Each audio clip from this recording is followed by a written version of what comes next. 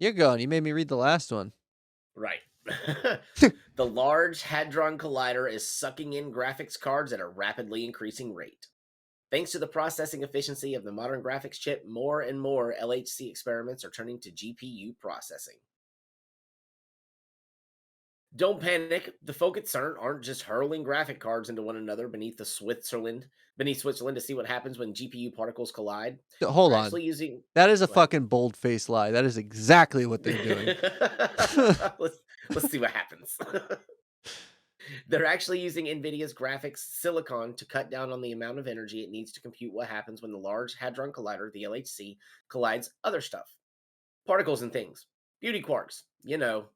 Science stuff. Everybody loves that science stuff. Oh, yeah.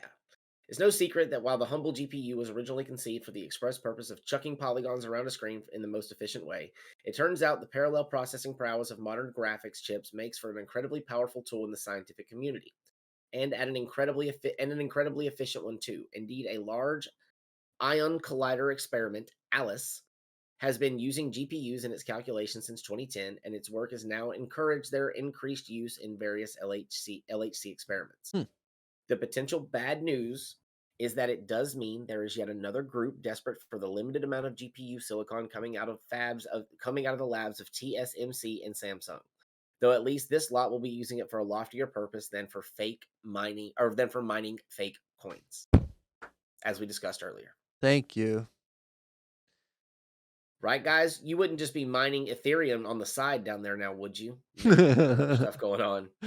On the plus side, the CERN candidate nodes are currently using last gen tech. For the upcoming LHC3 run, where the machine is recommissioned for a 3-year physics production period after a 3-year hiatus, the nodes are pictured using a pair of AMD's 64 core Milan GPUs alongside 2 turning based NVIDIA Tesla 4 T4 GPUs. Okay, no one tell them how much more effective the Ampere architecture is in terms of straight compute power, and I think we'll be good. Anyways, as CERN calculates, if it was just using purely CPU based nodes to parse the data, it would need about 8 times the number of servers to be able to run its online reconstruction and compression algorithms at the current rate, which means it's already feeling pretty good about itself. Given that such efficiency increases do generally add up for a facility that's set to run for 3 years straight, shifting more and more over to a GPU processing seems like a damned good plan. Especially because from this year, the Large Hadron Collider Beauty experiment will be processing a phenomenal 4 terabytes of data per second in real time. Jesus Christ.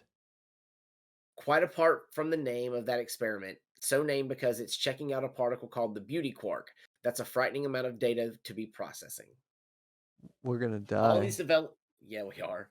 All these developments are occurring against a backdrop of unprecedented evolution and diversification of computing hardware, says LHCB's Vladimir Gilgorov, who leads the real-time analysis project. The skills and techniques developed by CERN researchers while learning how to best utilize GPUs are the perfect platform from which to master the architectures of tomorrow and use them to maximize the physics potential of current and future experiments. Damn, that sounds like he's got at least one eye on more recent generations of NVIDIA workstation GPUs. So I guess we'll end up fighting the scientists for graphics silicon after all. Yeah, but if it's for unlocking the fucking universe, I don't know. That sounds better to me than fucking shitcoin.